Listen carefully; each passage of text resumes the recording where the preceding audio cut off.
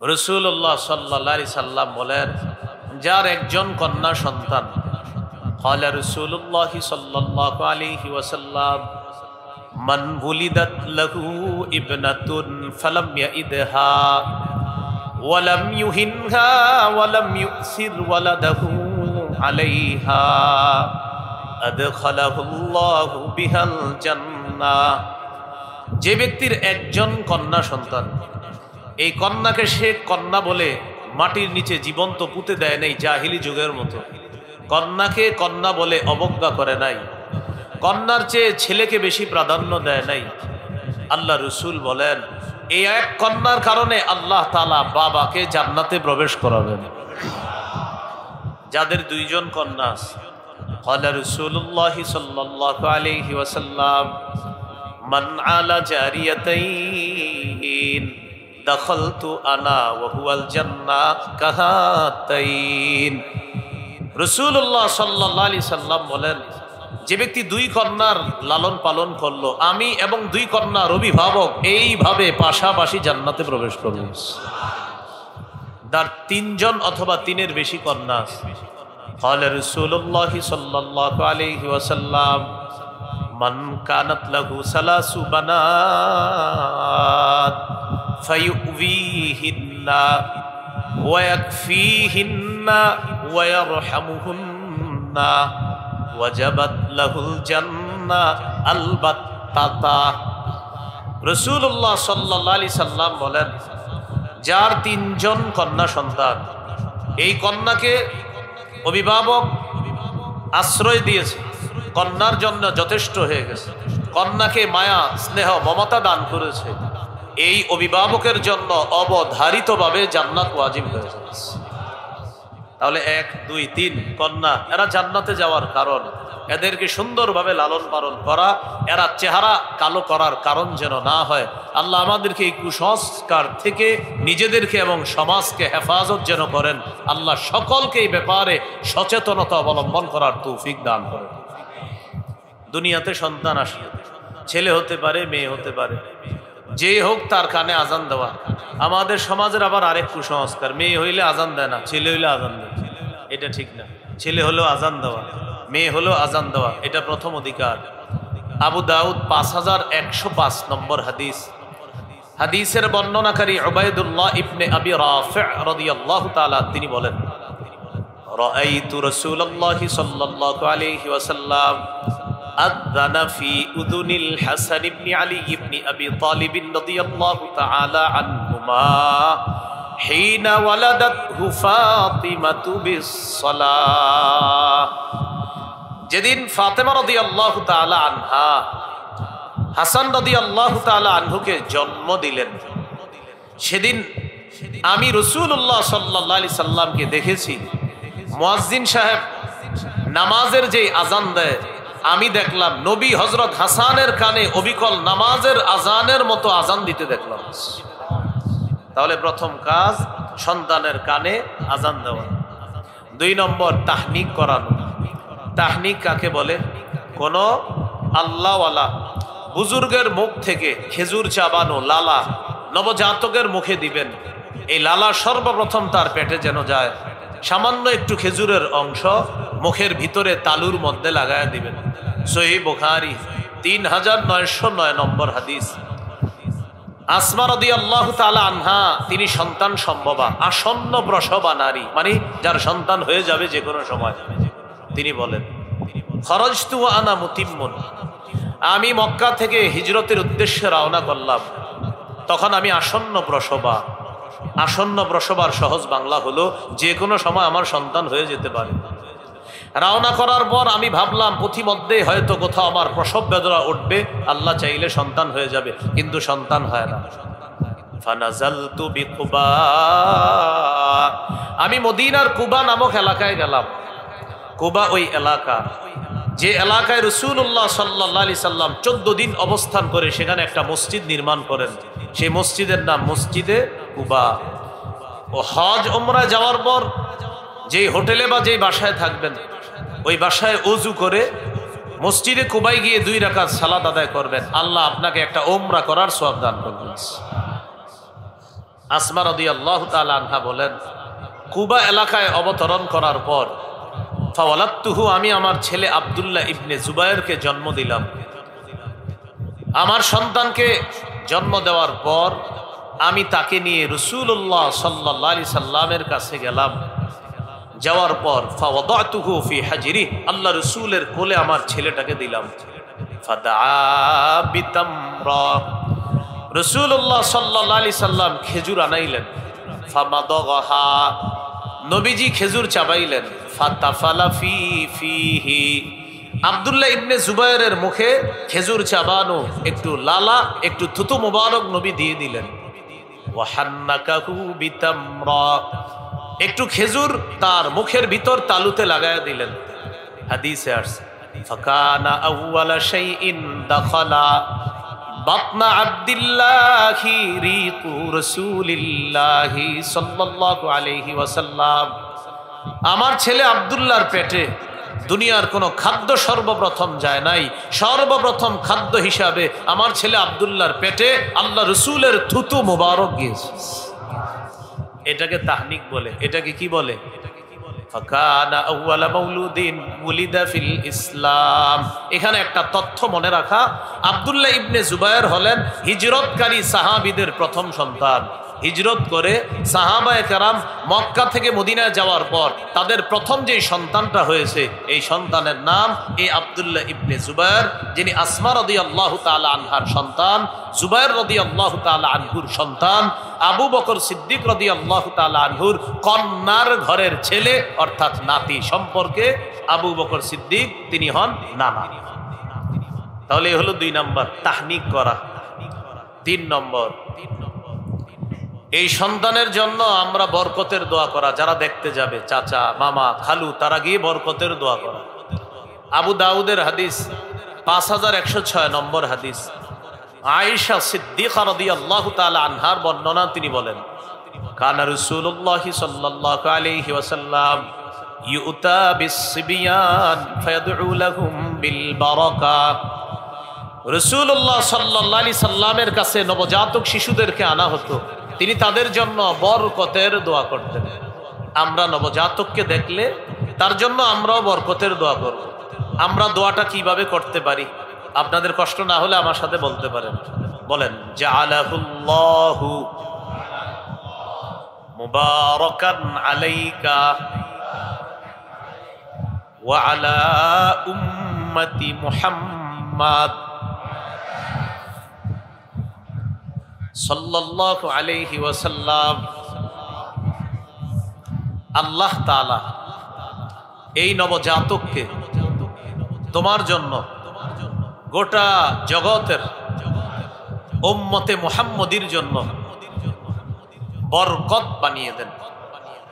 এভাবে আমরা দোয়াটা করতে পারি। আরবি মনে থাকলে ভালো, না হলে বাংলায় বলা, আল্লাহ এই শিশুকে তোমার জন্য, তার মায়ের জন্য, গোটা জগতের উম্মতে মুহাম্মদ সাল্লাল্লাহু আলাইহি সাল্লামের জন্য আল্লাহ যেন বরকত বানিয়ে দেয়, এইভাবে দোয়া করা। এ হলো 3 নাম্বার। 4 নাম্বার, শিশু সন্তান কান্না করলে তার কান্না থামিয়ে দেওয়া। মা ডেকডেকসি ধুইতে গিয়েছে, মা রান্নার কাজে আছে, মা নামাজে দাঁড়িয়েছে, শিশুটা কান্না করা শুরু করছে, আপনি গিয়ে বাবা তার কান্না থামিয়ে দেওয়া, এটা শিশুর অধিকার। সহিহ বুখারী 668 নম্বর হাদিস, আবার 868 নম্বর হাদিসও আছে। এই হাদিসের মধ্যে আছে রাসূলুল্লাহ সাল্লাল্লাহু আলাইহি সাল্লাম বলেন, ইন্নী লাআকুমু ইলাস সালাহ فأريد أن أطول فيها فأسمع بكاء الصبي فأتجوز في صلاتي كراهية أن أشق على أمه। রাসূলুল্লাহ সাল্লাল্লাহু আলাইহি সাল্লাম বলেন, আমি নামাজে দাঁড়িয়ে লম্বা কেরাত পড়ার নিয়ত করি, ওই মুহূর্তে আমি শিশুর কান্নার আওয়াজ শুনলে আমি তাড়াতাড়ি নিয়ত পাল্টায়া সংক্ষিপ্ত কেরাতে নামাজ শেষ করি। কারণ আমার পিছনে যে নারী আছে, শিশুর মা আছে, শিশুর কান্নায় মায়ের কষ্ট হবে। আমার কেরাত লম্বা হলে শিশুর কান্নাও লম্বা হবে, মায়ের কষ্ট দীর্ঘায়িত হবে। আমি নবী শিশুর অধিকার আর তার মায়ের অধিকার প্রতিষ্ঠিত করার জন্য, মায়ের কষ্ট লাঘব করার জন্য লম্বা কেরাতের পরিবর্তে সংক্ষিপ্ত কেরাত পড়ে নামাজ শেষ করে শিশু এবং তার মায়ের অধিকার প্রতিষ্ঠিত করি। তাহলে শিশুর কান্না থামানো এটা শিশুর অধিকার। ওরে বেশি সময় কাঁদতে দিয়েন না। আমরা যারা বাবা আছি, আজীব ধরনের বাবা বর্তমান যুগে, কানলে না ওর মা আছে না আমি কেন ধরবো, এরকম অনেক না, এটা ঠিক না। আপনি গিয়েও ধরা, এলো 4 নাম্বার। শিশুর 5 নাম্বার অধিকার আকিকা করা। ক্বালা রাসূলুল্লাহ সাল্লাল্লাহু আলাইহি ওয়াসাল্লাম ইন্নাল ইয়াহুদা তাউক্কু আনিল গুলাম ওয়ালা তাউক্কু আনিল জারিয়া ফাউক্কু আনিল গুলামি শাতাইন ওয়া আনিল জারিয়াতি শাতান। রাসূলুল্লাহ সাল্লাল্লাহু আলাইহি সাল্লাম বলেন, ইহুদিরা ছেলের আকিকা করত, মেয়ের আকিকা করত না। ও আমার উম্মত, তোমরা ছেলের পক্ষ থেকে 2টি ছাগল আকিকা করবা, মেয়ের পক্ষ থেকে 1টি ছাগল আকিকা করবা। মাসালা হলো, ছেলের পক্ষ থেকে 2টি আকিকা করার যদি সামর্থ্য না থাকে তাহলে 1টি পশু দিয়ে আকিকা করলেও সুন্নাহ আদায় হয়ে যাবে ইনশাআল্লাহ। এ হলো 5 নাম্বার আকিকা করা। হাদিসের কিতাব নাসাই 4220 নম্বর হাদিস। ক্বালা রাসূলুল্লাহ সাল্লাল্লাহু আলাইহি ওয়াসাল্লাম কুল্লু গুলামিন রাহিনুন বিআকীকাতিহি তুযবাহু আনহু ইয়াওমা সাবিহি ওয়া ইউহলাকু রাসুহু। রাসূলুল্লাহ সাল্লাল্লাহু আলাইহি সাল্লাম বলেন, প্রত্যেক নবজাতক তার আকিকার সাথে আবদ্ধ। 7ম দিনে তার পক্ষ থেকে পশু জবাই করা হবে। 7ম দিনে তার মাথার চুল মুন্ডন করা হবে। মাথার চুল মুন্ডন করার পর কি করণীয়? একটা টিস্যুর মধ্যে রেখে দিবেন, অথবা আপনি যেভাবে পারেন 7ম দিনের ওই চুলগুলা সংরক্ষণ করে স্বর্ণকারের দোকানে যাবেন।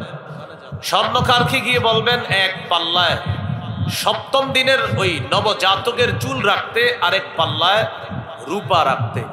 চুল পরিমাণ রূপা আল্লাহর রাস্তায় সদকা করে দিবেন, অথবা ওই রূপা পরিমাণ টাকা আল্লাহর রাস্তায় সদকা করে দিবেন। বেশি হবে না, 1500-2000 টাকা রূপা হতে পারে, আমি বাড়িই বলছি 1500-2000, আরো কম হবে। এই কাজটা করা, মুহাদ্দিসিনে কেরাম এই কাজের ব্যাখ্যায় লিখেছেন, এটার দ্বারা আল্লাহ তাআলা শিশুকে অনেক রোগ বিমারি থেকে হেফাজত করে। রাসূলুল্লাহ সাল্লাল্লাহু আলাইহি সাল্লাম তার মেয়ে ফাতেমা রাদিয়াল্লাহু তাআলা আনহাকে বললেন, ইহলিকি রাসা ওয়া তাসাদ্দাকি বিজিনাতি শা'রিহি ফিদ্দা। ফাতেমা, তুমি হাসানের মাথার চুলগুলা মুন্ডন করো আর তার চুল পরিমাণ রূপা সদকা করে দাও। আলী রাদিয়াল্লাহু তাআলা আনহু বলেন, ফাওয়াজানতুহু ফাকানা ওয়াজনুহু দিরহামান আও বা'দা দিরহাম। আমি হাসানের মাথার চুল ওজন করলাম, তার চুলের পরিমাণ হলো 1 দিরহাম রূপা অথবা 1 দিরহামের কাছাকাছি রূপা। আমি এই পরিমাণ রূপা আল্লাহর রাস্তায় সদকা করে দিলাম। তাহলে 5 নাম্বার আকিকা করা। আকিকার গোশত সবাই খেতে পারবে। শিশুর মা বাবা, শিশুর দাদা দাদি, নানা নানি, ভাই বোন, আত্মীয় স্বজন 14 গোষ্ঠী খেতে পারবে। এমনকি গরিব মিসকিন অসহায় যারা, তাদেরকেও দিতে পারেন, সবাই খেতে পারবে। যদি সন্দেহ থাকে ওই শিশুর গোস্তটাও ফ্রিজে রেখে দিয়েন, বড় হইলে ওরেও খাওয়াই দিবেন, নে তোর আকিকার গোস্ত তুই খা। যদি কারো সন্দেহ থাকে, আকিকার গোস্ত এটা হালাল।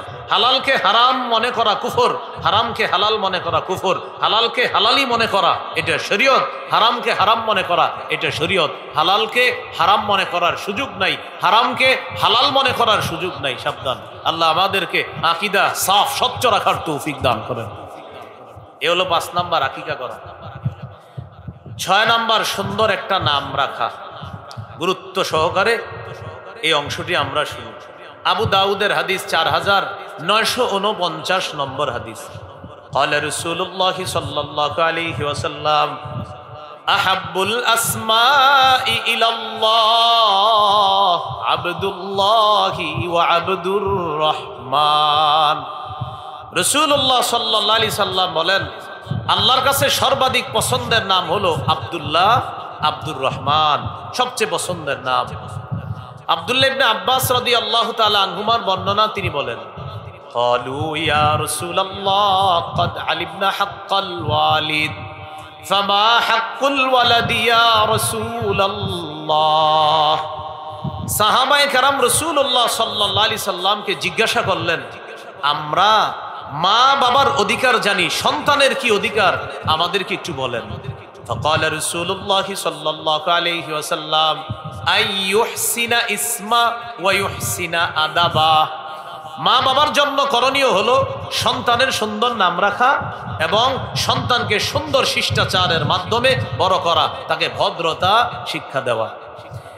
নাম সুন্দর হওয়া কতটা জরুরি একটি হাদিস শুনলে আপনাদের এই বিষয়ের গুরুত্ব বুঝে আসবে। সহিহ বুখারী 6193 নম্বর হাদিস। মদিনার অনেক বড় আলেম, বড় তাবি, শ্রেষ্ঠ ফিকহি মুফতিদের একজন সাঈদ ইবনুল মুসাইয়্যিব রাহিমাহুল্লাহ, যিনি সাহাবায়ে কেরামকে দেখেছেন, তিনি বর্ণনা করেন। বুখারীর 6193 নম্বর হাদিস। তার দাদার নাম হাজনুন। যদি একটু বলেন কি নাম? হাজনুন অর্থ দুঃখ। হাজনুন অর্থ কি? দুঃখ। তাহলে তার দাদার নাম হাজনুন, হাজনুন অর্থ দুঃখ।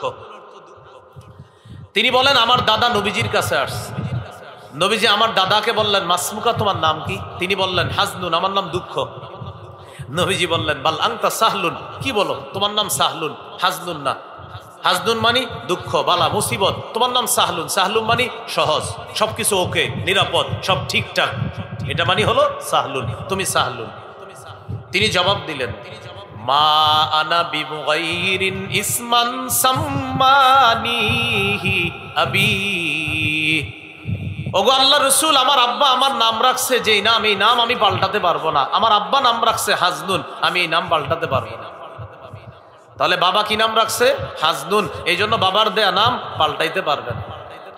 সাঈদ ইবনুল মুসাইয়্যিব বলেন, আমার দাদা নবীজি বলার পরেও এই নাম না পাল্টানোর কারণে ফামা জালাতিল হুজুনাতু ফিনা বাদু, আমাদের বংশে পরবর্তীতে দুঃখ দুর্দশা লেগেই থাকতো।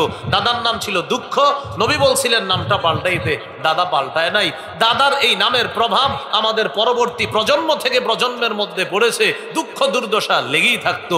এখান থেকে বোঝা যায় নামের প্রভাব বংশের উপর পড়ে। তাই নাম রাখার ক্ষেত্রে সর্বাধিক সতর্কতা অবলম্বন করা, আলেমদের পরামর্শ নিয়ে নাম রাখার চেষ্টা করা। কথা কি বুঝে আসছে? দেখছেন, গুরুত্বপূর্ণ হাদিস কিন্তু বুখারীর 6193 নম্বর হাদিস। এই হাদিস থেকে বুঝলাম যে দাদা নামটা পাল্টায় নাই, নবী বলছে পাল্টাও, পাল্টায় নাই, যে আমাদের বংশে সবসময় দুঃখ লেগে থাকতো। এই গেল 6 নাম্বার।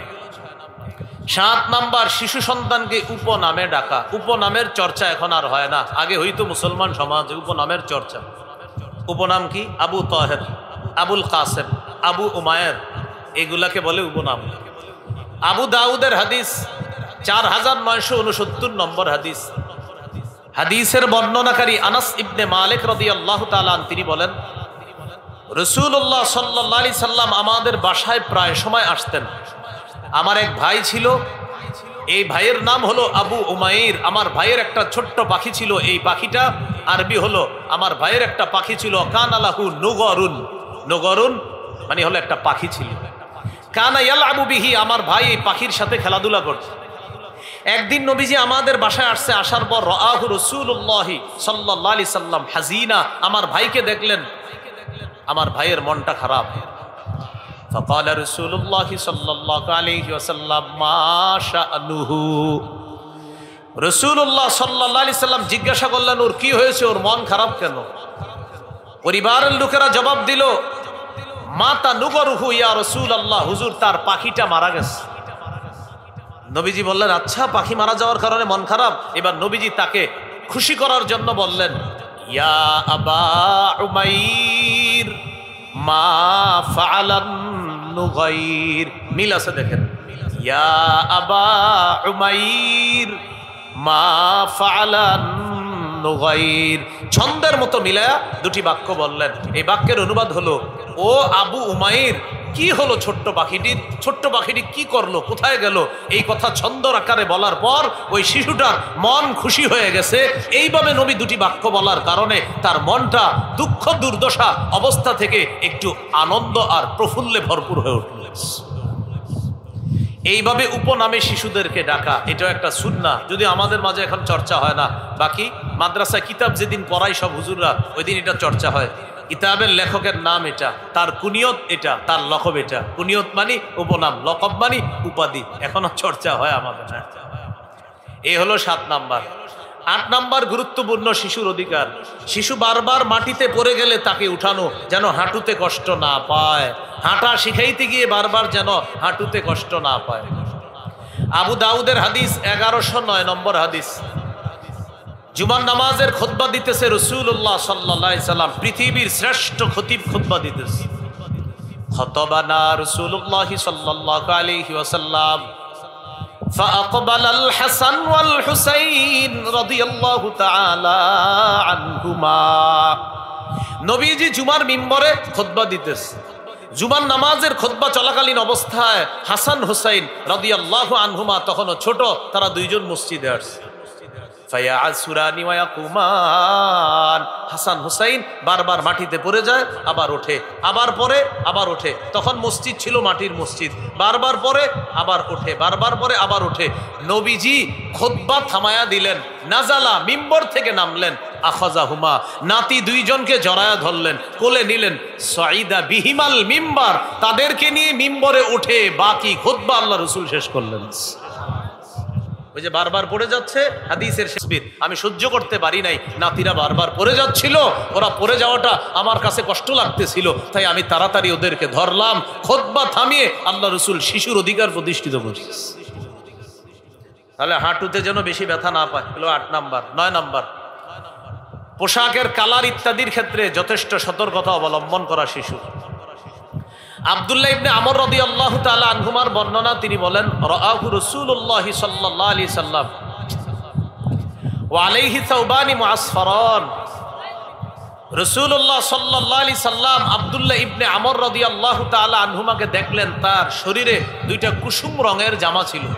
প্রিয় ভাইয়ারা, কোন রঙের জামা? কুসুম রং। বলেন আবার কি রং?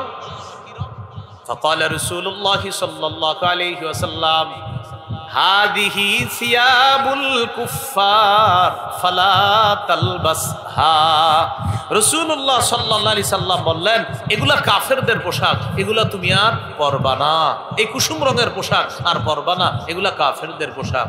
এগুলো 9 নাম্বার। পোশাক কালার ইত্যাদির ক্ষেত্রে, বিশেষ করে ছেলে শিশুদের পোশাকের কালারের ক্ষেত্রে যথেষ্ট সতর্কতা অবলম্বন করতে হবে। মেয়েদের কালারে ছাড় আছে, কিন্তু ছেলেদের কালারে আপনাকে সচেতন হতে হবে। 10 নাম্বার, সতর ঢেকে রাখে এমন পোশাকে শিশুকে অভ্যস্ত করা।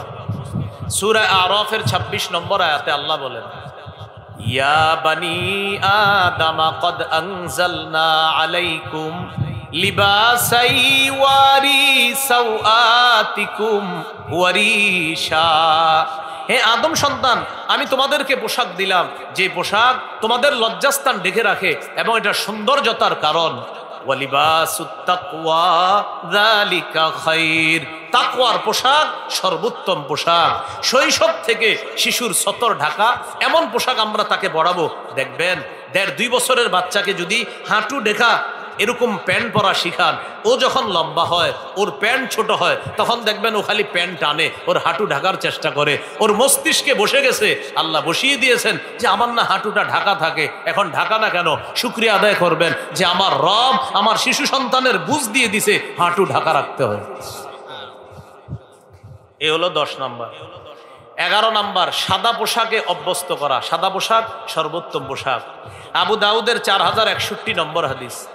قال رسول الله صلى الله عليه وسلم البسوا من ثيابكم البياض فإنها خير ثيابكم। রাসূলুল্লাহ সাল্লাল্লাহু আলাইহি সাল্লাম বলেন, তোমরা তোমাদের পোশাকের মধ্য থেকে সাদা পোশাক পরিধান করবা, কেননা এটা সর্বোত্তম পোশাক। ওয়াকাফিনু ফিহা মাউতাকুম, তোমাদের মধ্যে যারা মৃত তাদেরকেও সাদা পোশাক পরাবা। কি শিখলাম? জীবিতরাও সাদা পোশাক পরবা, মৃতদেরকেও সাদা পোশাক পরিধান করাইবা। এই জন্য জীবিত অবস্থায় সাদা পোশাক পরলে আপনার যেন মাঝে মাঝে মনে হয় আমি জীবিত সাদা পোশাক পরে আসি, মারা যাওয়ার পর আমার আত্মীয় স্বজনরা আমাকে সাদা পোশাকেই কবরে রেখে আসবে। এ হলো 11 নাম্বার। 12 নাম্বার, ওলামা হজরতরা বলা দরকার নাই, ওলামা হজরত আমাদের শ্রদ্ধাভাজন, তারা আমাদেরকে শিখাবে। আপনারা যারা আছেন ছাত্র, আমার মতো ছাত্র ভাই, আপনারা একটু বলেন এমন পোশাক পরিধান না করানো যেই পোশাক অহংকার প্রদর্শন করে, এটা 12 নাম্বার। তাহলে অহংকার প্রকাশ পায় এমন পোশাক থেকে শৈশব থেকে শিশুকে দূরে রাখা। قال رسول الله صلى الله عليه وسلم كلوا واشربوا وتصدقوا والبسوا ما لم يخالطه إسراف أو مخيلة। রাসূলুল্লাহ সাল্লাল্লাহু আলাইহি সাল্লাম বলেন, তোমরা খাও, তোমরা পান করো, তোমরা দান করো, তোমরা পোশাক পরিধান করো, যতক্ষণ অপচয় না হয়, অহংকার প্রদর্শন না হয়। খাও, তবে অপচয় যেন না হয়, অহংকার প্রদর্শন যেন না হয়। পান করো, অপচয় যেন না হয়, অহংকার প্রদর্শন যেন না হয়। দান করো, দান যেন তোমাকে অহংকারী না বানায়। পোশাক পরিধান করো, পোশাক পরিধান যেন অপচয়ের কারণ না হয়, আর অহংকার প্রদর্শনের কারণ যেন না হয়। আল্লাহ কথাগুলো মনে রাখার তৌফিক দান করেন। 13 নাম্বার, ছেলে শিশুকে রেশম থেকে দূরে রাখা। আমি আবার বলছি, ছেলে শিশুকে রেশমের কাপড় থেকে দূরে রাখা। ছেলে শিশু قال رسول الله صلى الله عليه وسلم أحل الذهب والحرير لأناس أمتي وحرم على ذكورها। আমার উম্মতের মেয়েদের জন্য রেশম বৈধ, স্বর্ণ বৈধ। আমার উম্মতের ছেলেদের জন্য রেশম হারাম, স্বর্ণ হারাম। আমার উম্মতের মেয়েদের জন্য রেশম হালাল, স্বর্ণ হালাল। আমার উম্মতের ছেলেদের জন্য রেশম হারাম, স্বর্ণ হারাম। তাহলে মেয়েদের জন্য স্বর্ণ হালাল, রেশম হালাল, ছেলেদের জন্য স্বর্ণ হারাম, রেশম হারাম। প্রশ্ন হলো, হুজুর শিশু তো, ওরেও স্বর্ণ পরানো যাবে না? না, ওরে অভ্যস্ত করবেন না, কারণ ওর মাঝে যেন স্বর্ণ আর রেশমের প্রভাব না আসে। তাই শৈশব থেকে রেশম স্বর্ণ থেকে ছেলে শিশুকে দূরে রাখা। কত হলো? 13। 14 নাম্বার, আল্লাহু আকবার পড়েন। আমাদের নবীজি জুতা পরাও শিখিয়ে দিয়েছে। কি পরা? জুতা পরা। 14 নাম্বার অধিকার, শিশুকে জুতা পরা শিখাবেন। এই জন্য আল্লাহু আকবার বললাম যে আমার নবী কত মায়ার নবী, জুতা কিভাবে পরবো এটাও শিখাই দিয়েছে উম্মত। قال رسول الله صلى الله عليه وسلم لا تمشي في نعل واحد। রাসূলুল্লাহ সাল্লাল্লাহু আলাইহি সাল্লাম বলেন, এক পায়ে জুতা পরিধান করে চলবা না, এক পায়ে জুতা পরে চলবা না। বুখারীতে আসছে লিউনইলহিমা জামিআ আও লিউহফিহিমা জামিআ। হয়তো 2 পায়ে জুতা রেখে চলবা, না হয় 2 পা খালি রেখে চলবা। হয়তো 2 পায়ে জুতা রেখে চলবা, না হয় 2 পা খালি রেখে চলবা। কত গেল? 14 নাম্বার। 15 নাম্বার, সব কিছু ডান দিক থেকে করার শিক্ষা দেওয়া। বুখারী 168 নম্বর হাদিসে আছে, আয়েশা সিদ্দিকা রাদিয়াল্লাহু তাআলা আনহার বর্ণনা, কানা রাসূলুল্লাহ সাল্লাল্লাহু আলাইহি ওয়াসাল্লাম ইউজিবুহু তায়াম্মুনু ফিত তানাউলি ওয়াত তারাজ্জুলি ওয়া তুহুরিহি ওয়া ফি শানিহি কুল্লিহি। রাসূলুল্লাহ সাল্লাল্লাহু আলাইহি সাল্লাম সবকিছু ডান দিক থেকে পছন্দ করতেন। ফিত তানাউলি, জুতা পরা, ওয়াত তারাজ্জুলি, মাথার চুল আঁচড়ানো, ওয়া তুহুরিহি, ওযু করা, পবিত্রতা অর্জন করা, ওয়াফি শানিহি কুল্লিহি, এমনকি সব কিছু তিনি ডান দিক থেকে করা পছন্দ করতেন। আমরা শিশুকে এটা শিক্ষা দিব ডান দিক থেকে। ও বাম হাতে কিছু নিতে চাইলো, এইভাবে আপনি দিবেন, ও বাম হাত দিবে, আপনি বলবেন, ও পরে ডান হাত দিবে, পরে এটা দেখবেন 2 দিন পর পর খালি এমন করবে, এভাবে আবার এমন করবে, এরকম এইভাবে বারবার করবেন, ওর মাথায় বুঝে এসে যাবে, হা হা এইটা দিতে হবে, এইটা না দিলে আমার মা আমাকে দেয় না, বাম হাত দিলে আম্মু দেয় না, বাম হাতে বাবা দেয় না, ডান হাত দিলে বাবা দেয়, মাও দেয়। এইভাবে সবকিছু ডান দিক থেকে শিক্ষা দেওয়ার চেষ্টা করা। কত হলো? 15। 16 নাম্বার, শিশুকে তাওহীদ শিক্ষা দেওয়া। এটা একটা শ্রেষ্ঠ শিক্ষা। তিরমিজির 2516 নম্বর হাদিসে আছে, রাসূলুল্লাহ সাল্লাল্লাহু আলাইহি সাল্লাম আব্দুল্লাহ ইবনে আব্বাস রাদিয়াল্লাহু তাআলা আনহুমাকে তাওহীদ শিক্ষা দিয়েছেন। ইয়া গুলাম, হে বালক, আমি তোমাকে কিছু শিখিয়ে দিই। ওয়াল্লিমকা কালিমাত, আমি তোমাকে কিছু বাক্য কথা শিখিয়ে দিই, এগুলো তুমি মনে রাখবা। ইহফাজিল্লাহ ইয়াহফাজকা, তুমি সদা সর্বদা আল্লাহর বিধানগুলা রক্ষা করবা, আল্লাহ তোমাকে রক্ষা করবে। ইহফাজিল্লাহ তাজিদহু তুজাহাকা, তুমি সদা সর্বদা আল্লাহকে স্মরণে রাখবা, আল্লাহ তোমাকে বিপদে আপদে স্মরণে রাখবে। আল্লাহকে তুমি বিপদে আপদে সামনে পাইবা। তুমি সদা সর্বদা আল্লাহকে স্মরণে রাখবা, বিপদে আপদে আল্লাহকে তুমি সামনে পাইবা। এইভাবে তাওহীদ শিক্ষা দেওয়া। ইদা সাআলতা ফাসআলিল্লাহ, বালক তুমি যখন চাইবা আল্লাহর কাছে চাও। ওয়া ইদাস্তাআনতা ফাস্তাইন বিল্লাহ, তুমি যখন সাহায্য প্রার্থনা করবা আল্লাহর কাছে সাহায্য প্রার্থনা করো। এইভাবে শিশুকে তাওহীদ শিক্ষা দেওয়া। আমরা এইভাবে শিক্ষা দিব। বলেন আল্লাহ এক, তিনি কারো মুখাপেক্ষী নন,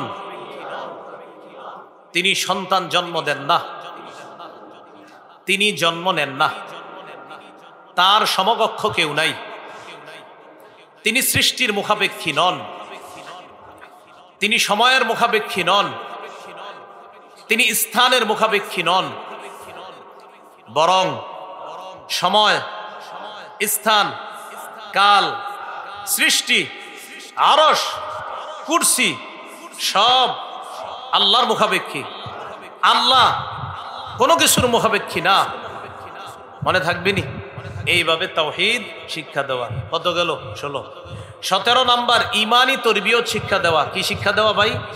ইমানি তরবিয়ত শিক্ষা দেওয়া।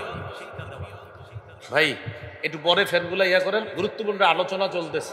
আল্লাহর রাস্তায় আমার দরকার নেই, বাতাস আমার দরকার নেই, একটু আলোচনাটা করতে দেন, মানুষ কিছু শিখতেছে।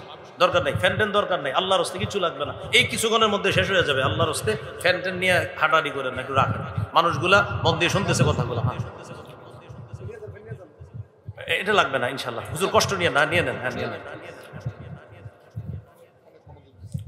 17 নাম্বার শিশুকে ইমানি তরবিয়ত শিক্ষা দেওয়া।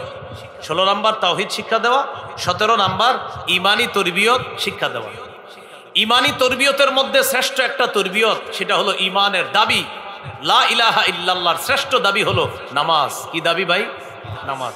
এজন্য আমরা সবাই আজকে বলি, বলেন হাজারো ব্যস্ততার মাঝে সর্বাধিক গুরুত্ব দিব নামাজ। এখানে অনেক ছাত্র ভাইয়ারা আছেন, স্কুল কলেজ ইউনিভার্সিটির ছাত্র ভাইয়ারা আছেন, পর্দার আড়ালে বিভিন্ন বাসা বাড়িতে আমার মা বোনেরা আছেন। আপনারা আপনাদের পড়ার টেবিলের সামনে এই লেখাটা লিখে রাখবেন, হাজারো ব্যস্ততার মাঝে সর্বাধিক গুরুত্ব দিতে হবে একটি কাজ, সেটি হলো নামাজ। এখানে দায়িত্বশীল ভাইয়ারা আছেন, কমিশনার আছেন, আবার এমপি পদপ্রার্থী যিনি উনিও ছিলেন, অনেকে ছিলেন, অনেকে আছেন। আপনাদের প্রতি আবদার থাকবে, আপনারা আপনাদের দায়িত্বে যদি আল্লাহ বসায়, দায়িত্বের এই চেয়ারটার সামনে এই কথাটা লিখে রাখবেন, হাজারো ব্যস্ততার মাঝে সর্বাধিক গুরুত্ব দিতে হবে, সেটা হলো নামাজ। সবাই, আমরা সবাই যে যেই চেয়ারে থাকবো ওখানে আমাদের প্রধান একটা লেখা থাকবে যে আমার হাজারো ব্যস্ততা থাক, আমার রবের বিধান এটা সময় অনুযায়ী পালন করতে হবে, সেটা কি? নামাজ। তাহলে ইমানি তরবিয়তের শ্রেষ্ঠ একটা দাবি, সেটা হলো নামাজ শিক্ষা দেওয়া শিশুকে। 7 বছর বয়সে শিশুকে নামাজের আদেশ করা, 10 বছর বয়সে প্রয়োজনে তাকে মৃদু আঘাত করা। এখন আপনার সন্তান 7 বছর বয়স হলেই যে আপনার কথা শুনবে এমন না। এই জন্য কি করতে হবে? শৈশব থেকে ওর সামনে মাঝে মাঝে নামাজ পড়তে হবে। ওর মা যখন ও দোলনায় থাকবে, মা ওর পাশে নামাজ পড়বে। ঘুমের মধ্যে থাকলে হঠাৎ যখন চোখ খুলবে দেখবে মা নামাজ পড়ে। আপনি মাঝে মাঝে সুন্নত বাসায় পড়বেন, দেখবেন আপনার 2 বছর 2.5 বছরের শিশু মাঝে মাঝে জায়নামাজে আপনার পাশে দাঁড়ায় যাবে। পরনে কাপড় না থাকলেও মাথায় টুপি একটা দিয়ে দাঁড়ায় যাবে। ছোট মানুষ, এটা যারা বাবা হয়েছেন আপনারা পরীক্ষিত বিষয়টা। ও আপনার দিকে তাকাবে, আপনি কি করেন দেখে আপনার ঠোঁট নড়ে, ও এমন করে ঠোঁট নাড়তেছে। রুকুতে যাওয়ার পর এইভাবে তাকায়, আপনি কি করেন দেখে আপনি কি জানি পড়তেছেন, তো ঠোঁট নাড়ায়। সালাম ফিরানোর পর ও আপনার দিকে তাকায়, দেখে আপনি কি জানি পড়েন। হঠাৎ আপনার আঙ্গুলের দিকে লক্ষ্য করে দেখে আপনি এইভাবে কি যেন গন্তেছেন, ও আঙ্গুল এমন করে। মাশাআল্লাহ, বলেন সুবহানাল্লাহ। শিশুদেরকে এইভাবে অভ্যস্ত করা, তাহলে আস্তে আস্তে 7 বছর বয়সে আপনি নামাজের কথা বললে অটোমেটিক আপনার কথাগুলো শুনবে ইনশাআল্লাহ। قال رسول الله صلى الله عليه وسلم مروا أولادكم بالصلاة وهم أبناء 7 سنين। রাসূলুল্লাহ সাল্লাল্লাহু আলাইহি সাল্লাম বলেন, তোমরা তোমাদের সন্তানদেরকে নামাজের আদেশ করো যখন তাদের বয়স 7 বছর হয়। ওয়াদরিবুহুম আলাইহা ওয়া হুম আবনাউ 10 সিনিনা। তাদের বয়স যখন 10 বছর হয় তখন প্রয়োজনে তাদেরকে মৃদু আঘাত করো। এই হলো 17 নাম্বার। 18 নাম্বার মসজিদে শিশুর উপস্থিতিকে গুরুত্ব দেওয়া। মোটামুটি শিশুর বয়স যখন হয়, তারা মসজিদে আসলে তাদেরকে মসজিদ থেকে তাড়িয়ে না দিয়ে ওদেরকে একসাথে কাতারে দাঁড় করানো, এটা আপনাদের জন্য ঠিক হবে না। অভিভাবক যারা শিশুদেরকে মসজিদে আনেন ওদেরকে একসাথে দাঁড়াতে দিবেন না, কারণ 4-5 জন শিশু একসাথে নামাজে দাঁড়াইলে আপনাদের সবার খবর আছে কিন্তু। এজন্য ওদেরকে কি করবেন, অভিভাবক একজন ওই কোনায় দাঁড়াবেন, আরেকজন খাম্বার পাশে দাঁড়াবেন, আরেকজন আরেক শিশুকে নিয়ে আরেক কোনায় দাঁড়াবেন। আপনারা অভিভাবকরা যখন রুকুতে যাবেন ওদের নেটওয়ার্ক ঠিক থাকে, এইভাবে এমন করে নেটওয়ার্ক ঠিক রাখে, কিন্তু দুষ্টামি করতে পারে না, কারণ দূরে আছে তো। এইভাবে ওদের উপস্থিতি মসজিদে গুরুত্ব দেওয়া। কত নাম্বার এটা? 18 নাম্বার। হ্যাঁ, মসজিদে উপস্থিতি গুরুত্ব দেওয়া। ক্বালা রাসূলুল্লাহি সাল্লাল্লাহু আলাইহি ওয়াসাল্লাম ইযা আম্মা আহাদুকুমুন নাস ফালইউখাফফিফ। রাসূলুল্লাহ সাল্লাল্লাহু আলাইহি সাল্লাম বলেন, যখন তোমাদের কেউ মানুষের ইমামতি করে তখন সে যেন নামাজটা একটু সংক্ষিপ্ত করে। সংক্ষিপ্ত করা দ্বারা উদ্দেশ্য আবার শর্ট করে এমন না, সেজন্য নামাজটা 4 শ্রেণীর প্রতি লক্ষ্য রেখে মোটামুটি একটা পদ্ধতিতে নামাজটা শেষ করে। কেন? তার পিছনে অনেক মুসল্লিদের সাথে বিশেষ 4 ধরনের মুসল্লি আছে। ফাইন্না ফিহিমুদ দাঈফা, তাদের মাঝে দুর্বল আছে। ওয়াল মারিদা, মুসল্লিদের মাঝে অসুস্থ মুসল্লি আছে। ওয়াস সাগীরা, মুসল্লিদের মাঝে শিশু আছে। ওয়াল কাবীরা, মুসল্লিদের মাঝে বৃদ্ধ আছে। নবী ইমাম সাহেবদেরকে বললেন 4 শ্রেণীর প্রতি আপনি একটু লক্ষ্য রাখতে হবে।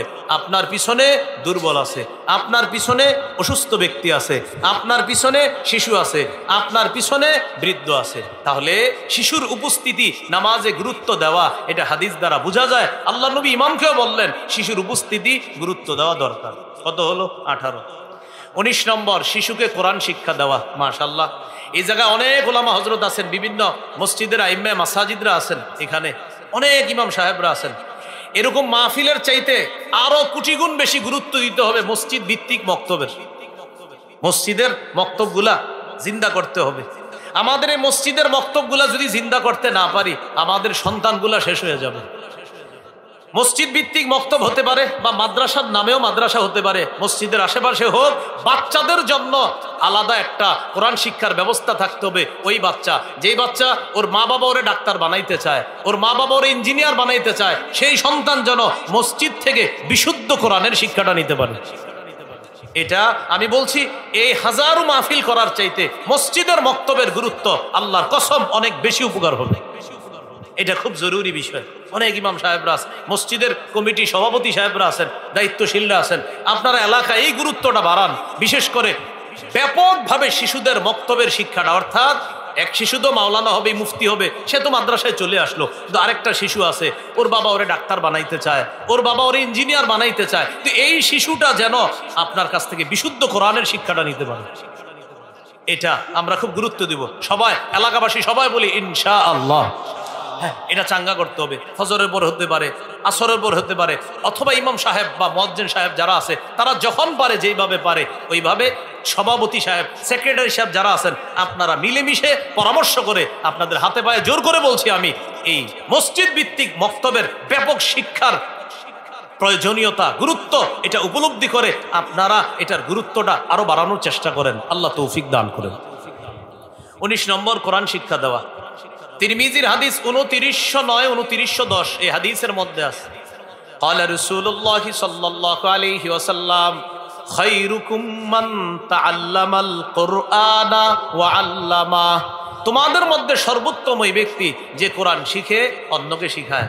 বাচ্চাকে পড়াইতেছে হুজুরে, হামজা লাম জবর আল, হামিম জবর হাম, আল হাম, দাল পেশ দু, আল হামদু, ছোট্ট একটা বেত নিয়ে পড়াইতেছে, যা তুই যা, আব্দুর রহিম এদিকে পর, নুন জবর না, সদ জবর স না স, র জবর র না স র, যা যা তুই যা, আব্দুর রহিমের দিকে পর, বা জবর বা, শিন জবর শাহ বাসা, র দুই পেশ রুন বা শারুন। নবীজি বলেন খায়রুকুম খায়রুকুম খায়রুকুম, এই যে শিখছো আর শিখাইতেছো, তোমাদেরকে আমি পৃথিবীর সর্বোত্তম বলে ঘোষণা করলাম।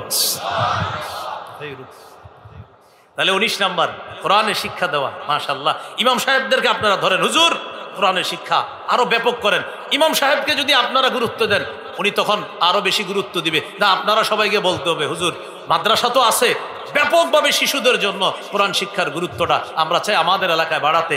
মাশাআল্লাহ, এই মাহফিলের আয়োজন যারা করছেন আপনারা এই শিক্ষার গুরুত্বটাও বাড়ানোর চেষ্টা করেন। আল্লাহ তৌফিক দান করেন। 20 নম্বর, শিশুর সাথে খেলাধুলা করা। সুবহানাল্লাহ। দেখেন আপনাদেরকে হাদিস শোনায়, আজীব হাদিস। ইবনে মাজাহ 144 নম্বর হাদিস। রাসূলুল্লাহ সাল্লাল্লাহু আলাইহি সাল্লাম এক সাহাবীর বাড়িতে দাওয়াতের উদ্দেশ্যে বের হয়েছে। এক সাহাবী নবীজিকে তার বাড়িতে দাওয়াত দিয়েছে। নবীজি সেই বাড়িতে রওনা করছে। ওয়া হুসাইনুন ইয়ালআবু ফিস সিক্কা। হঠাৎ দেখে আল্লাহ রাসূলের নাতি হুসাইন রাদিয়াল্লাহু তাআলা আন মদিনার গলির মধ্যে খেলাধুলা করতেছে। সুবহানাল্লাহ। ছোট মানুষ মদিনার গলিতে খেলতেছে। সিক্কাতুন শব্দের অর্থ গলি, বহুবচন সিকাকুন মানে হলো অলি গলি। এই অলি গলির মধ্যে হযরত হুসাইনকে যখন দেখলেন, নানা কি করলেন, সবার সামনে গেলেন। সবার সামনে গিয়ে যেই মাত্র নানাকে তার নাতি হুসাইন রাদিয়াল্লাহু তাআলা আনহু দেখলেন, ইয়াফিরুহা হুনা ওয়া ইয়াফিরুহা হুনা। নানাকে দেখা নাতি একবার এদিকে পালায়, আবার এদিকে পালায়। আমাদের নবীও পিছে পিছে এদিকে যায়, আবার নাতি এদিকে যায়, নবীও এদিকে যায়। হাদিসে আসছে ইউলাইবুহু ওয়া ইউদাহিকুহু। নবীজি তার ছোট্ট নাতির সাথে খেলতেছেন আর হাসি দিতেছেন, বারবার ধরার চেষ্টা করতেছে। হুসাইন বারবার পালাই যাচ্ছে, না ধরতে দিব না। এক পর্যায়ে নবী ধরে ফেললেন। এইভাবে থুতনির নিচে এক হাত রাখলেন, মাথার তালুর মধ্যে আরেক হাত রেখে বললেন, আহাব্বাল্লাহ মান আহাব্বা হুসাইনান। আমার হুসাইনকে যে ভালোবাসে আল্লাহ তাকে ভালোবাসে। আর বললেন, হুসাইনুন মিন্নি ওয়া আনা মিন হুসাইন। হুসাইন আমার থেকে, আমি হুসাইনের থেকে। সুবহানাল্লাহ। তাহলে শিশুর সাথে কি করা? খেলাধুলা করা। কত গেল? 20। 21 নম্বর, শিশুকে ভালোবাসা। এবার উদাহরণটা হযরত হাসান রাদিয়াল্লাহু তাআলা আনহুকে দিয়ে দিই। আগেরটা কারে দিয়ে দিলাম? হযরত হুসাইন। 21 নম্বর, শিশুকে ভালোবাসা। সহিহ বুখারীর বর্ণনা 5884 নম্বর হাদিস। রাসূলুল্লাহ সাল্লাল্লাহু আলাইহি সাল্লাম একদিন বাজার থেকে আসছে। আসার পর বললেন, আইনা লুকা। একটু বলবেন শব্দটা, বলেন লুকা, বলেন লুকা। নবীজি বললেন, লুকা কোথায়? আমার লুকা কোথায়? লুকা অর্থ হ্যাংলা পাতলা শিশু। লুকা অর্থ হ্যাংলা পাতলা শিশু, মানে আমার হ্যাংলা পাতলা ভাই কোথায়? আমার হ্যাংলা পাতলা শিশু কোথায়? হাসান কোথায়? হযরত হাসান রাদিয়াল্লাহু তাআলা আনহু আসছে। আসার পর ইলতাজামা, নবীজি তাকে জড়ায়া ধরে বললেন, আল্লাহুম্মা ইন্নী উহিব্বুহু। আল্লাহ আমি হাসানকে খুব ভালোবাসি। ফাহিব্বা, আল্লাহ হাসানকে আপনিও ভালোবাসেন। ওয়া আহিব্বা মান ইউহিব্বু, আল্লাহ আমার হাসানকে যে ভালোবাসবে আপনি তাকে ভালোবাসেন। তাহলে শিশুকে কি করা? ভালোবাসা। কত গেল? 21। 22 নাম্বার, শিশুকে রানে বসানো। রানে আপনার দুজন ছোট্ট ছোট্ট শিশু, একটা ছেলে একটা মেয়ে। ছেলের শুধু রানে বসাবেন এমন না, ছেলেকে এক রানে, ছোট্ট মেয়েটাকে আরেক রানে বসাবেন। সহিহ বুখারীর বর্ণনা 6003 নম্বর হাদিস। উসামা ইবনে যায়েদ রাদিয়াল্লাহু তাআলা আনহুর বর্ণনা, তিনি বলেন, উসামা ইবনে যায়েদ সম্পর্কে আল্লাহ রাসূলের নাতি, পালক পুত্রের ঘরের নাতি। তাহলে পুত্রের ঘরের নাতি সম্পর্কে কি হবে? দাদা। উসামা ইবনে যায়েদ রাদিয়াল্লাহু তাআলা আনহু বলেন, কানা রাসূলুল্লাহ সাল্লাল্লাহু আলাইহি ওয়াসাল্লাম ইয়াখুজুনি ওয়া ইউকঈদুনি আলা ফাখিজিহি ওয়া ইউকঈদুল হাসানা আলা ফাখিজিহিল উখরা। নবীজি আমাকে ধরে এক রানের উপর বসাইতেন, আরেক রানের উপর হযরত হাসানকে বসাইতেন। তাহলে হাসানের সম্পর্কে হয় নানা, আর হযরত উসামার সম্পর্কে হয় দাদা। তাহলে দাদা তার নাতিকে এক রানে বসাইলেন, আর নানা তার নাতিকে আরেক রানে বসাইলেন। হযরত হাসান হলেন রাসূল সাল্লাল্লাহু আলাইহি সাল্লামের মেয়ের ঘরের নাতি, আর হযরত উসামা ইবনে যায়েদ হলেন পালক পুত্র যায়েদ বিন হারেসার ঘরের নাতি। তো দুইজনের দুই ডানে বসানোর পর ইয়াজুম্মুহুমা, দুইজনকে এইভাবে মিলাইলেন। মিলানোর পর বুকের সাথে এইভাবে জড়ায়া ধরে বললেন, আল্লাহুম্মা রহামহুমা ফাইন্নী আরহামুহুমা। আল্লাহ আমার এই দুই নাতি, আমি তাদেরকে খুব ভালোবাসি, আপনি তাদের প্রতি দয়া করেন, তাদের প্রতি রহম করেন। তাহলে রানে বসানো শিশুকে, এটা শিশুর অধিকার। কত গেল? 22। শিশুর 23 নম্বর অধিকার, শিশুকে চুমু দেওয়া। বলেন শিশুকে কি করা? হ্যাঁ, শিশুকে চুমা দেওয়া। সহিহ বুখারীর বর্ণনা 5997 নম্বর হাদিসের বর্ণনা। আকরা ইবনে হাবেস রাদিয়াল্লাহু তাআলা আনহুর বর্ণনা, তিনি বলেন, ইন্নালি আশারাতাম মিনাল ওয়ালাদ মা ক্বাব্বালতু আহাদাম মিনহুম। তিনি বলেন, আমার 10 জন সন্তান আছে, আমি কাউরে কখনো চুমা দেই না। রাসূলুল্লাহ সাল্লাল্লাহু আলাইহি সাল্লাম বললেন, তুমি এটা কি বলো? তোমার সন্তানদেরকে চুমা দাও না? বলে, না হুজুর, নবীজি বললেন, মান লা ইয়ারহাম লা ইউরহাম, যে দয়া করে না তার প্রতি দয়া করা হয় না। তোমার শিশুদেরকে যদি তুমি দয়া না করো, আল্লাহ তোমার প্রতি দয়া করবে কিভাবে? তুমি শিশুদেরকে চুমু দিবা, আদর করবা, তাহলে আল্লাহ তোমার প্রতি দয়া করবে, আল্লাহ তোমাকে মায়া করবে। 24 নম্বর, শিশুকে স্নেহ করা। তিরমিজির 1920 নম্বর হাদিসের বর্ণনা। ক্বালা রাসূলুল্লাহ সাল্লাল্লাহু আলাইহি ওয়াসাল্লাম, লাইসা মিন্না মান লাম ইয়ারহাম সগীরানা ওয়া লাম ইয়ারিফ শারাফা কাবীরিনা। নবীজি বলেন, যারা শিশুকে স্নেহ করে না আর বড়কে শ্রদ্ধা করে না, সে আমাদের অন্তর্ভুক্ত না। যারা শিশুকে স্নেহ করে না, বড়কে শ্রদ্ধা করে না, তারা আমাদের অন্তর্ভুক্ত না। তাহলে ভাই, শুধু নিজের শিশুকে স্নেহ করবেন এমন না, অন্যের শিশুকেও স্নেহ করবেন। কিছু মানুষ আছে, অন্যের শিশুরা তারে দেখলে ভয় পায়, এমন একটা চেহারা নিয়ে থাকে, মনে হয় যে উনি এশিয়া মহাদেশ পরিচালনা করে, এরকম একটা ভাব নিয়ে থাকে। এরকম না করা, শিশুদেরকে দেখলে একটা হাসি দেওয়া, ওরে বুঝানো আপনি তারে মায়া করতেছেন, এইভাবে একটা হাসি দেওয়া। কত গেল? 24 নম্বর গেল। 25 নম্বর, ভালো কোনো খাবার শিশুকে অগ্রাধিকার দেওয়া। সাহাবায়ে কেরাম কি করতেন? গাছের প্রথম ফলটা নবীজিরই দিতেন, যেটা এখনো অনেক মানুষ বিভিন্ন মাদ্রাসার ইতিমখানায় প্রথম ফলটা দেয়, বড় আলেমকে, বড় পীর সাহেবকে প্রথম ফলটা নিয়ে যায়। হাদিসে আসছে, ইজা উতিয়া বিবাকুরাতিল ফাকিহা।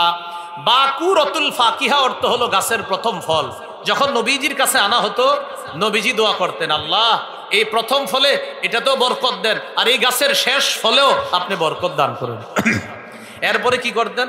সুম্মা ইউতিহা মাইয়াকুনু ইনদাহু মিনাস সিবিয়ান। নবীজির পাশে কোনো শিশু থাকলে ওই শিশুকে ফলটা দিয়ে দিতেন, নবীজির জন্য ফল আনতেন। নবীজি বরকতের দোয়া করে, পাশে শিশু থাকলে দিয়ে দিতেন, নাও তুমি খাও। সুবহানাল্লাহ। কত গেল? 25। 26 নাম্বার, শিশুর সাথে সত্য কথা বলা। ওর সাথে ছলে বলে কৌশলও মিথ্যা কথা বললেন না। আব্বু এদিকে আসো, মজা দিব, আসার পরে দেন নাই, এই মিথ্যা কথা বললেন না।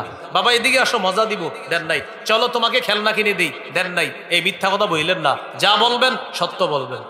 আবু দাউদের 4991 নম্বর হাদিস, আব্দুল্লাহ ইবনে আমের রাদিয়াল্লাহু তাআলা আনহুর বর্ণনা। তিনি বলেন, দাআতনি উম্মি ওয়া রাসূলুল্লাহ সাল্লাল্লাহু আলাইহি ওয়াসাল্লাম ফি বাইতিনা। নবীজি আমাদের বাসায় ছিলেন, ওই অবস্থায় আমার আম্মা আমাকে ডাক দিলেন। আমার আম্মা আমাকে ডাক দিয়ে বললেন, তাআল উতিকা, বাবা এদিকে আসো, তোমাকে কিছু দিব। নবীজি আমার আম্মাকে বললেন, মা আরাদতি আন তুতিহি, এই তুমি তোমার ছেলেকে ডাকছো, কি দিবা? আসলে কিছু দিবা? তিনি জবাব দিলেন, উতিহি তামারান ইয়া রাসূলুল্লাহ, হুজুর আমি আমার ছেলেকে খেজুর দিব। ফাকাল রাসূলুল্লাহ সাল্লাল্লাহু আলাইহি ওয়াসাল্লাম, লাউ লাম তুতিহি শাইআ কুতিবাত ইনদাল্লাহি মিনকি কাযিবা। তুমি যদি তোমার ছেলেকে ডাকার পর কিছু না দিতা, তোমার নামে আল্লাহর খাতায় একটা মিথ্যা কথা লেখা হয়ে যেত। তুমি তোমার ছেলেকে ডাকছো কিছু দেওয়ার জন্য, যদি না দিতা তোমার নামে একটা মিথ্যা কথা লেখা হয়ে যেত। তাহলে ভাই, এটা গুরুত্বপূর্ণ কথা। আমরা শিশুদেরকে ছলে বলে কৌশলেও মিথ্যা কথা বলবো না। বলেন ইনশাআল্লাহ? হ্যাঁ, মিথ্যা বললেন না, ঠিক আছে তো ইনশাআল্লাহ? এ হলো 26 নম্বর। 27 নম্বর, শিশুকে বালখিল্যতা করার সুযোগ দেওয়া। বালখিল্যতা কি? আপনার দাড়ি নিয়ে খেলবে, আপনার চুল নিয়ে খেলবে, আপনার জামা নিয়ে খেলবে, জামাটা টান দিবে, একটু সুযোগ দিয়েন। ও দাড়ি টান দিলে যতক্ষণ ব্যথা বেশি না পাইবেন, একটু সুযোগ দিয়েন, বুঝছেন? এটাকে বলে বালখিল্যতা। সহিহ বুখারীর বর্ণনা, 5993 নম্বর হাদিস, উম্মে খালেদ রাদিয়াল্লাহু তাআলা আনহার বর্ণনা। তিনি বলেন, আতাইতু রাসূলুল্লাহি সাল্লাল্লাহু আলাইহি ওয়াসাল্লাম মা আবি, আমি আমার আব্বার সাথে নবীজির কাছে গেলাম। ওয়া আলাইয়া কামিসুন আসফার, আমার গায়ে একটা হলুদ রঙের জামা ছিল। নবীজি আমার গায়ে হলুদ রঙের জামা দেখছে, মেয়ে মানুষ কিন্তু, ছোট মানুষ। আমার জামা দেখা নবীজি বললেন, সানা সানা, একটু বলবেন নি শব্দটা? বলেন, সানা সানা। সানা সানা মানে সুন্দর সুন্দর, সানা সানা এটা হাবশি ভাষা, এটা আরবি হলো হাসানা, সুন্দর সুন্দর, সানা সানা, সুন্দর সুন্দর, বাহ বাহ বাহ, সুন্দর। এই তো নবী বললেন সুন্দর সুন্দর, এটা কিন্তু মেয়ের জন্য। তো নবী বললেন, হ্যাঁ সুন্দর সুন্দর। এটা বলার পর ওই মেয়েটা বলে, ফাযাহাবতু আলআবু বিখাতাবিন নুবুওয়া, আমি নবীজির কাদের এইখানে মোহরে নবুয়ত, যেটা নবীজির শেষ নবী হওয়ার দলিল, এই মোহরে নবুয়ত দেখা আমি এটা নিয়ে খেলাধুলা শুরু করলাম। নবীজির মোহরে নবুয়ত নিয়ে আমি খেলা শুরু করলাম। ফাযাজারানি আবি, আমার আব্বা আমাকে ধমক দিলেন, চুপ, নবীজির মোহরে নবুয়ত নিয়ে নবীজি আমারে বললেন দা আহা, নবীজি আমার আব্বাকে বললেন দা আহা, আরে সুযোগ দাও, খেলুক, তোমার মেয়ে খেলুক, আমার মোহরে নবুয়ত নিয়ে খেলুক, সমস্যা নেই, সুযোগ দাও। এটাকে বালখিল্যতা বলে আর কি। হ্যাঁ, তাই এই সুযোগ দেওয়া, নবীজির মোহরে নবুয়ত নিয়ে খেলতেছে, তখন বাবা ধমক দিছে, নবীজি বললেন দা আহা, আরে ছোট্ট মানুষ, দাও না, খেলুক, খেলাধুলা করুক। সুবহানাল্লাহ। এই হলো কত নাম্বার গেল? 27। 28 নাম্বার, শিশুদেরকে ছোটবেলা থেকে গুনাহের কিছু শিক্ষা দিয়েন না। প্রশ্ন, হুজুর ওদের তো গুনাহ নাই, কথা সত্য, কিন্তু গুনাহের কিছু শিখায়েন না, আস্তে আস্তে ওর মধ্যে প্রভাব চলে আসবে। হাদিসে আছে রুফি আল কালাম আন সালাসা, 3 ব্যক্তি থেকে কলম উঠিয়ে নেওয়া হয়েছে, 3 ব্যক্তির গুনাহ নাই। 1 নাম্বার আনিন নাইম হাত্তা ইস্তাইকিজা, ঘুমন্ত ব্যক্তির গুনাহ নাই জাগ্রত হওয়ার আগ পর্যন্ত। 2 নাম্বার আনিল মুবতালা হাত্তা ইয়াবরা, অসুস্থ ব্যক্তির গুনাহ নাই সুস্থ হওয়ার আগ পর্যন্ত। অথবা এই হাদিসে উদ্দেশ্য পাগল ব্যক্তি, যতক্ষণ সুস্থ না হবে তার কোনো গুনাহ নাই। এখানে এটাই উদ্দেশ্য, পাগল ব্যক্তি সুস্থ না হওয়া পর্যন্ত তার কোনো গুনাহ হবে না। 3 নাম্বার ওয়ানিস সাবিয়্যি হাত্তা ইয়াকবারা, শিশু বড় হওয়ার আগ পর্যন্ত তার কোনো গুনাহ নাই। তো গুনাহ নাই বলে তাকে আমরা কোনো অবৈধ কিছু শিক্ষা দিব না, বলি ইনশাআল্লাহ। তাহলে ওর সামনে কার্টুন দেখবো না, হ্যাঁ, ওরে কার্টুন দেখে আমরা খানা খাওয়াবো না। কত গেল? 28 নম্বর। কত গেল? 28 নম্বর। 29 নম্বর, শিশুকে খেলাধুলায় দেখলে প্রথমে ডাইরেক্ট গিয়া জোর করে বাধা না দেওয়া, আস্তে ধীরে যদি কোনো কাজ থাকে বুঝিয়ে শুনিয়ে নিয়ে আসা, ডাইরেক্ট গিয়ে ধমকের সুরে কথা না বলা, যদি ছোট্ট মানুষ না বালেগ হয়। প্রথমে গিয়ে কঠিনভাবে বাধা না দিয়ে আস্তে ধীরে বুঝিয়ে নিয়ে আসবেন। আনাস রাদিয়াল্লাহু তাআলা আনহু বলেন, নবীজি আমারে খুঁজতে খুঁজতে বাইর হইছে, একটা কাজে পাঠাইছিল, আমি কি করলাম, মাঝখানে দেখি অনেকে খেলতেছে, শুরু করলাম, কুনতু আলআবু মাআল গিলমান, আমি বাচ্চাদের সাথে খেলাধুলা শুরু করছি। নবীজি আমাদের কাছে আসছে, আয়েশা দেখে আমি খেলতেছি, নবীজি আমাদের দিকে তাকায় কি করলেন, সাল্লামা আলাইনা, আমরা যারা খেলতেছিলাম সবাইকে আল্লাহ নবী একটা সালাম দিলেন। সুবহানাল্লাহ। সব খেলায় মগ্ন শিশুদেরকে একটা সালাম দিলেন, তারপর আস্তে ধীরে আমাকে ডেকে নবীজি একটা কাজে পাঠাইলেন। তাহলে খেলাধুলায় মগ্ন শিশুকে ডাইরেক্ট সরাসরি কঠিনভাবে বাধা না দিয়ে, তার মেধায় ইফেক্ট পড়তে পারে এমন কোনো সমস্যা না করে আস্তে ধীরে ওরে ওখান থেকে বুঝিয়ে আনার চেষ্টা করব। এই গেল 29 নম্বর।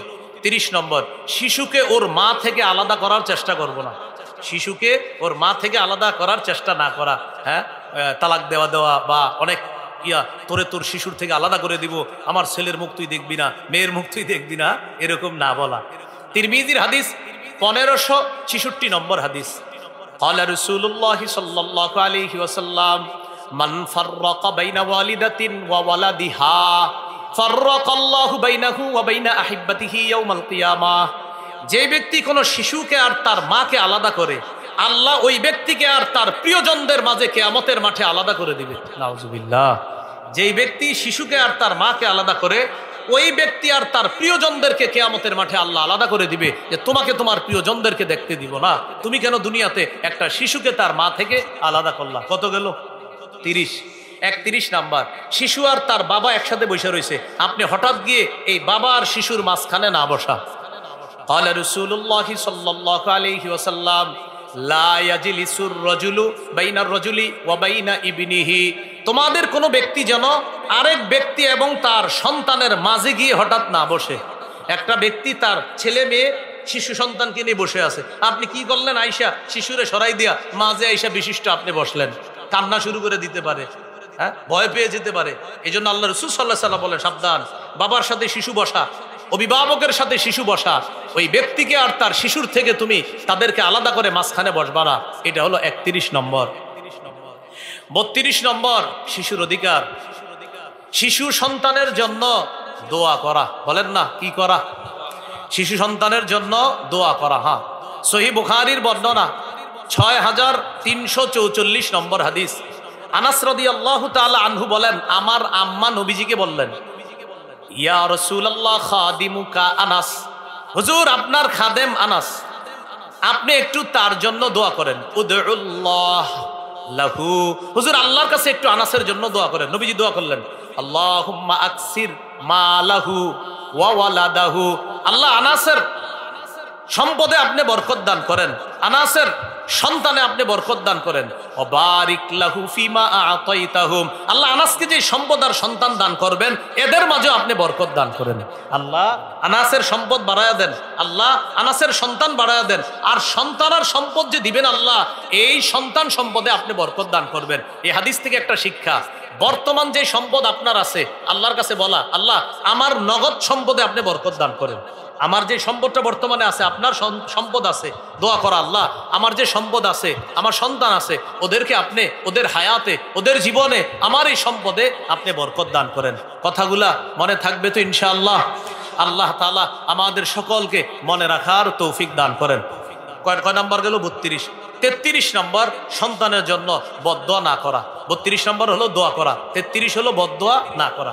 আবু দাউদের 1532 নম্বর হাদিস। এই হাদিসের মধ্যে আছে লা তাদউ আলা আনফুসিকুম ওয়ালা তাদউ আলা আওলাদিকুম ওয়ালা তাদউ আলা খাদামিকুম ওয়ালা তাদউ আলা আমওয়ালিকুম।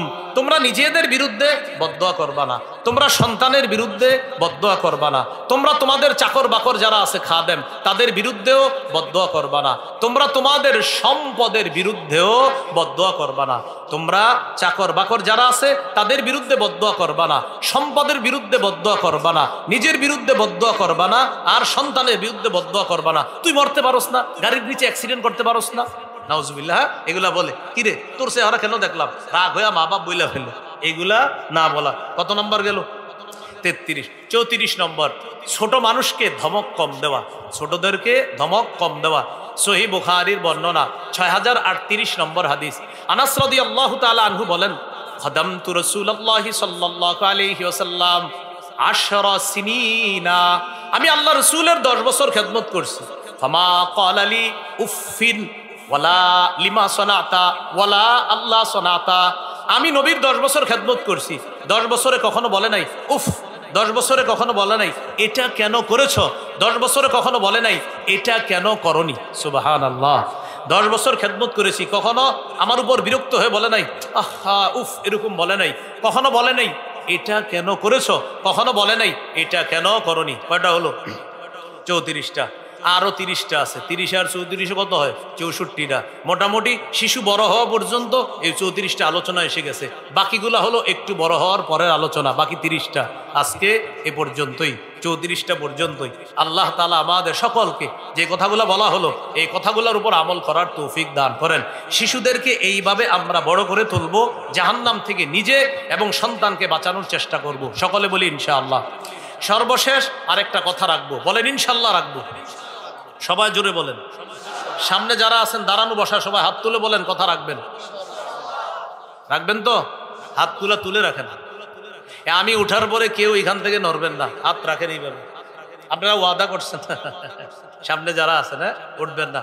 পরিবেশটা খুব সুন্দর একটা পরিবেশ হয়েছে, এটা আমরা রাখবো। এই পরিবেশের এখন আদব হলো মুসাফা না করা। মুসাফা করা ফজিলতের কাজ, কিন্তু এখন আদব হলো মুসাফা না করা।